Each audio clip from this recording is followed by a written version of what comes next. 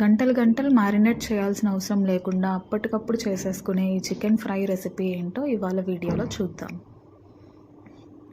ముందుగా పాన్ తీసుకొని ఆయిల్ వేసి కొంచెం వేడైన తర్వాత చికెన్ని ఇలా చిన్న చిన్న ముక్కలుగా కట్ చేయించుకొని వేసుకోవాలి. చిన్న చిన్న ముక్కలైతే తొందరగా ఉడుకుతుంది, ఫ్రైకి చాలా బాగుంటుంది. మూత పెట్టి ఒక 10 నిమిషాలు కొంచెం ఉడికిన తర్వాత ఒక పెద్ద సైజు ఆనియన్ని చిన్న ముక్కలుగా కట్ చేసి వేసుకోవాలి.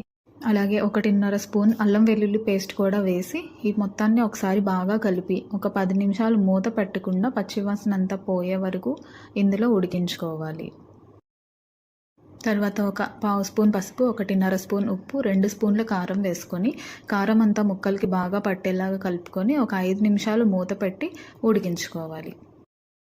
5 నిమిషాల తర్వాత చికెన్ 90% వరకు ఉడికిపోయి ఉంటుంది. దీంట్లో ఒక 1/2 స్పూన్ ధనియాల పొడి, 1 spoon garam masala, 1 spoon chicken masala వేసి 5-6 పచ్చిమిరపకాయలను కూడా వేసుకొని ఒక రెమ్మ కరివేపాకు వేసి బాగా కలుపుకొని మసాలాలు వేగే వరకు ఒక 5-6 నిమిషాల వరకు మూత పెట్టి ఉడికించుకోవాలి. ఒక 5 నిమిషాల తర్వాత మూత తీసి చూస్తే చికెన్ ఇలా బాగా వేగిపోయి ఉంటుంది. ఇప్పుడు కొంచెం కొత్తిమీరని జల్లుకొని స్టవ్ ఆఫ్ చేసేసి ఒక 10 మినిట్స్ తర్వాత సర్వ్ చేసుకుంటే చాలా బాగుంటుంది. అంతేనండి, చాలా ఈజీగా అయిపోతుంది. లంచ్ బాక్స్లోకి అయితే చాలా బాగుంటుంది. ఈ చికెన్ ఫ్రై డైరెక్ట్గా రైస్లోకి బాగుంటుంది, లేకపోతే రసం రైస్లో, పప్పు రైస్లో ఎందులో తిన్నా చాలా బాగుంటుంది. మీరు కూడా ఒకసారి తప్పకుండా ట్రై చేసి చూడండి. చాలా ఈజీగా అయిపోతుంది, ఎంతో టేస్టీగా ఉంటుంది. ఛానల్ని సబ్స్క్రైబ్ చేయడం మర్చిపోకండి.